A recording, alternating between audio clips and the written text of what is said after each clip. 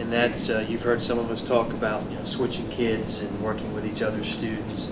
Is that an expectation, or again is that a piece where it's really a school decision, because some schools are struggling with it, and the folks here who work with a number of schools where you've seen it work, what are some common threads? So I guess two-part question, maybe Heather and Kim.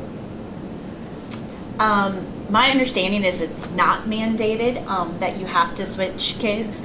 My conversation that I have with a lot of teams when there's trepidation about it is talking about how powerful the team is, and when we look at what the strengths are of the teachers and for the kids to be able to get the best instruction possible, and that as a team grows together, there's always going to be skills that you knock out of the park, and it changes year to year depending on the kids, and that you want to rely on the strength within your team.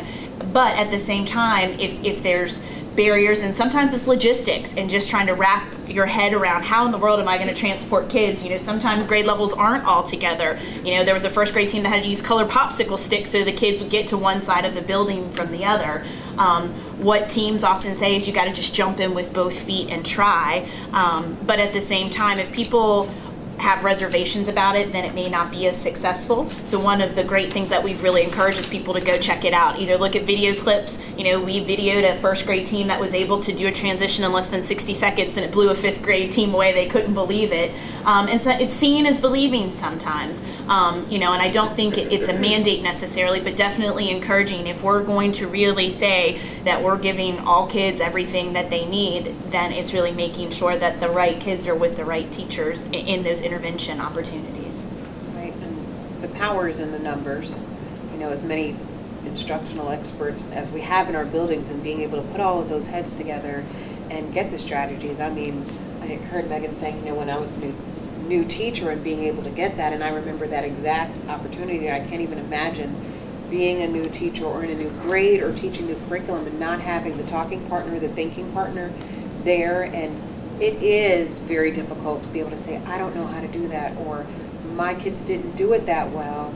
But, you know, if the teams would allow themselves to work on that trust, the outcome is going to be so much better, because there's, you know, all the terms, there's strength in numbers, and we're only as strong as our, you know, we could link all of those pieces, but that is true. So, and in working with the interventionists this year, the power of the level of collaboration that they can have on not just one team, but many of the teams that they can work on, and be, you know, an additional brain and an additional tool or two to bring to the table of conversations about things that we can do. And it's freeing, but it's nerve-wracking to be able to open yourself up to, I didn't do that well, or I didn't understand that standard the way you did, but it's a growing process, and it is professional development. And when you think about when we learn the hardest things, it's when we most lacked the information, or when we had nowhere to do, nothing to know but to just get in there and do it. So I think it's really crucial, and I think the teams that try it and succeed, they tell it all. And you have wonderful examples across the city of teams that, you know, that are succeeding and working together. And something else to echo on Kim too is two things that are coming up that a lot that I'd like to express too is people are struggling with enrichment. You know, a lot of people are like, I'll take the little kids, I don't know how to extend the skill. And that's a division-wide thing, and something we're really looking at of how can we collectively use the powers within the team and the strengths within the team to generate ideas for enrichment, especially once standards are unpacked and folks can say these are common ones where we have huge groups that we need to enrich, which is exciting. And the other thing I hear, because elementary folks are so kind-hearted, is you have the little kids all the time, we'll take them for you, and not necessarily because I'm the strongest one at that skill, but because we want to give you a break. And while that's nice, it really needs to be grounded in the effectiveness of the instruction. So those are things that I hear sometimes too, and I think it's important to recognize as we look at what the intervention block is truly intended for. And one major piece on those groups are the size. You know, it's very hard to work with 9 students in, you know, tier 3. That can't happen. When you're looking at supplemental and intense interventions, you have to look at making those groups smaller so that the students can have their needs met. And so when we end up with 9 and 12, and if 3 of us are teaching, you know, students that did not make the, you know, whatever the benchmark was, then we, the team, need to say, whoa, this is too many students in intervention.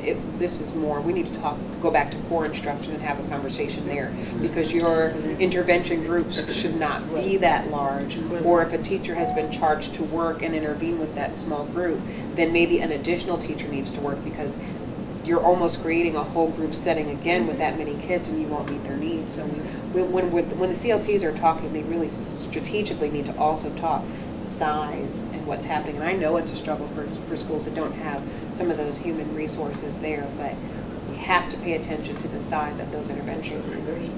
One of the things I've heard both Rick and Becky DeBoer say, and then also in one of the readings, is that no system of intervention is ever going to compensate for ineffective teaching. So we can have the most dynamite schedule, but if we're not getting it in our core instruction. So again, that's crucial. Is that quote again? Shore up the core first. All right, we've talked a little bit about common formative assessments. Let's move on to that. I have another 3-minute audio clip from Rick DeFore that will launch us into this conversation. Simply handed out documents. Steps that we would take in terms of doing the right work is to make sure that once the teams had agreed on what they wanted students to learn, unit by unit, that they would have a process in place to gather evidence as to whether or not the students actually were learning.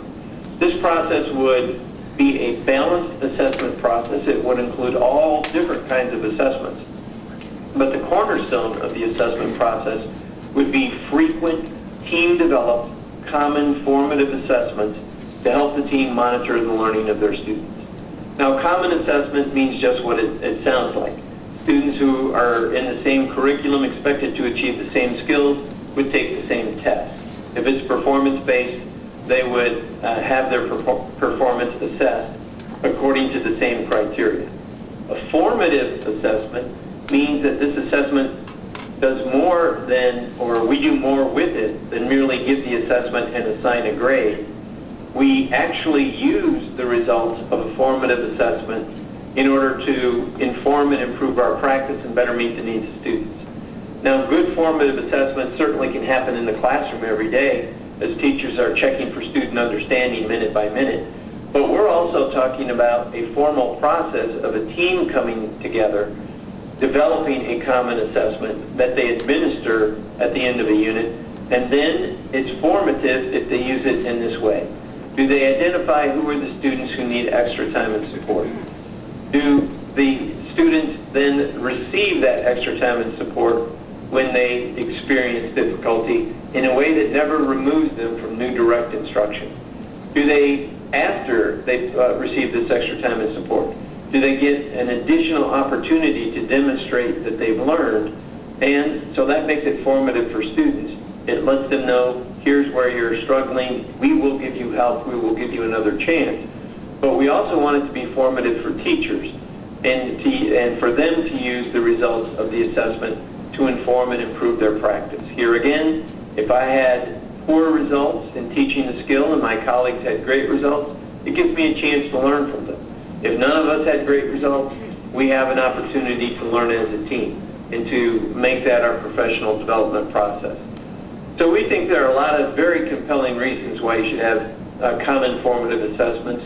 It's more efficient that a team would come together and create one assessment than have 4 or 5 members replicate the effort.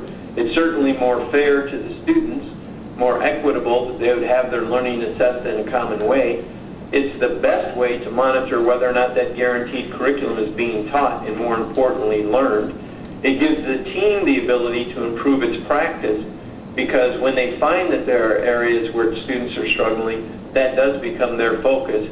And it helps, it's vital to an effective system of intervention.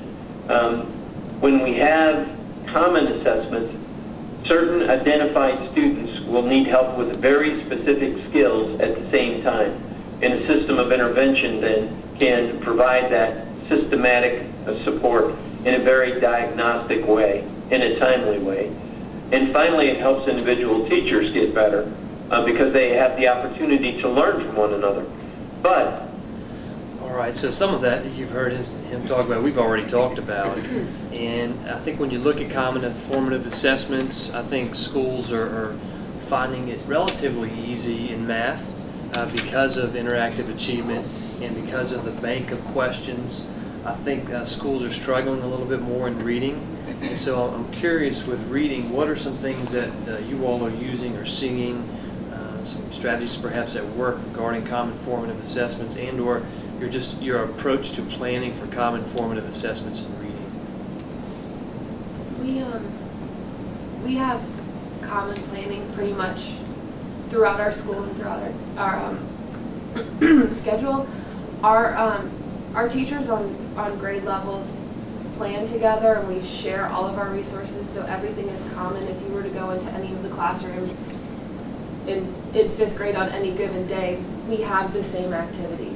We're each in charge of a grade or a subject, and I think when we've been talking about core instruction, that really helps one individual become a master of that subject for that grade level.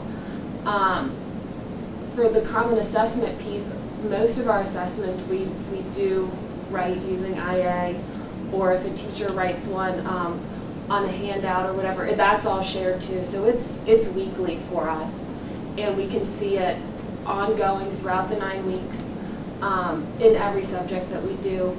We for reading, most of the time the tests that we use are ones that the teacher will create on a particular skill using IA. We use the data dogs that are available for 5th grade, and sometimes we'll even drop down to the ones that were from 4th grade, although they might have seen them last year, and just use that to review the skill or however we see, that we might need that other resource. But I think that we do it so often, it's almost a weekly thing, that when it comes around to the benchmark or to the pretest that's created, we already kind of know what score the students are going to get and what group they're going to be in. So I think that being able to do it across the board has helped all of us, because it also takes a lot of weight off of your shoulders. I don't worry, because I know my team is an expert in the other subjects that they plan for, and I'm going to have really good materials to work with that week. But I think just being able to, we've said it before, you're doing it all the time and you're thinking about the kids all the time and you're looking at the data all of the time, but that's a really good way to have that information available to you. We found that it was nice to use IA, but also to make sure that we were hitting on the skills, that we come up with more creative ways of assessing the students. For example, writing a summary and then grading it on a rubric. For 1st grade, say they have dictated sentences, and then we're going to score it on a rubric. We did a lot of rubric writing so that we were all grading it the same way, and it couldn't always be an IA test just because it was hard to keep the skill that you were working on to test that skill. But we did find the data dogs will test all on the same skill, and there were some times that we would write the test so that they would go with the skills for the week. I think it goes back to that continuous aspect of communication and transparency. I've had some grade levels who have asked me to look at an IA common assessment that someone may have created because across the grade level the kids didn't do well, or I'll look at the pacing guide and see the last 2 weeks of skills and see if I can kind of go in and pull some questions for them to use on a common assessment, and just quick check 5 or 6 questions on a skill just to see how the students do, because sometimes it's just a matter of asking someone else to look at it. Sometimes I might see a question, or because I know the students, I might see a question and I might look at it differently, or sometimes I can help the teachers see, well, this is what your students saw when they looked at this question, and they may not have looked at it from that standpoint, and so they can see why it might have been a weird question to use or a weird passage to use, and we'll sit down together either in common planning or CLT and just kind of pull the questions, because you can go on IA and you can pull a whole story over and use the questions that are there, or you can really sit down and look at the questions and see which ones are really going to see how your kids did. And that, to me, has been what we have done, what some grade levels have asked me to do. And I think you see a much more accurate data when you finish. When you give the common assessment, when everybody agrees that they're going to give it, when everyone agrees that, hey, Ms. Smalls or Mr. Outlaw, whoever, we need help with this skill, what can you give us? And then you go in there as a part of the team and you really sit down and see what you can do, what the common assessment looks like, go over the data, and then see what your intervention is going to look like, what services I can provide during that core content area or during intervention, and then you kind of just build on there. But it has to start with that communication and transparency. Yeah, we do a lot of communicating with our interventionalists as well, because on interactive achievement it's really hard to just get a test based on a certain skill, because you can get a really long passage and there might be one or two questions, and that's not really a fair assessment if you're just trying to focus on one skill. So it's been hard for reading intervention to use IA as much as we would like to, as we do for math. So we've had a lot of help with our interventionalists to help create the common assessments. They've been big. They have a lot of resources available. I think providing a variety is so important, to go back to the product base. And that doesn't have to be with enrichment. The students that are struggling can learn so much if you give them the opportunity to collaborate with other students and create a product.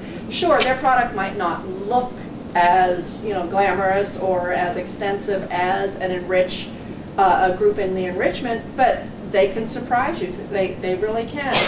And the rubric, what is it? I mean, when you develop the rubrics, you can really drill down and get down to that that skill that you really want to target. The other thing, use the active votes. Trying to get. I know it's time consuming. One of the things about everything we've talked about here is, yes, the element of time. And it is time consuming, but the active votes, children love it, and you can get the same data, you can glean the same data as an IA.